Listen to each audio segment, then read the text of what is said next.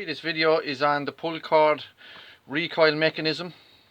Why your cord isn't going back in, returning back to where it should be back in here, and how to fix it.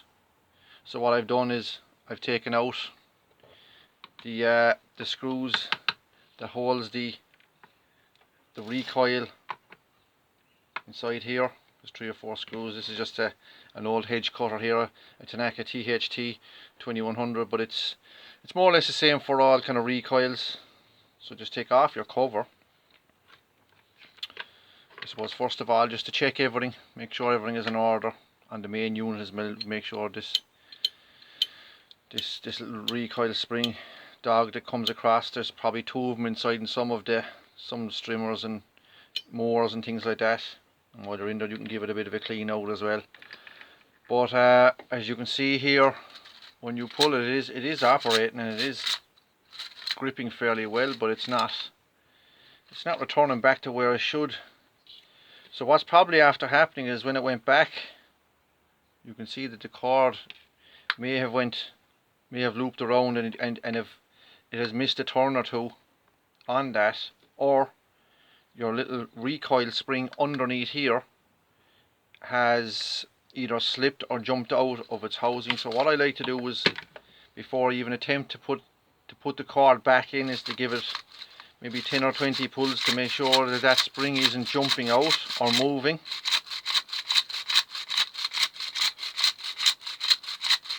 And if it is slipping, you're going to have to take out your recoil spring and get that back into there. I'm going to do up another video on how to get the recoil springs back into these, it's very difficult to get them back in. But today we're just going to show how to tighten up the cord on it. So that seems to be in good order. It is gripping the spring, it is returning back to where it was there. Now it's short a couple of turns here I make off. So as you can see on the main spool, there's a notch just here, and you can use the notch sometimes to help to wrap it around, just to get it recoiled back up onto the spool again. So what I'm going to do is I'm just going to feed up a bit of the cord so that we can get a bit of a grip on it there, just to feed up some small bit of it there.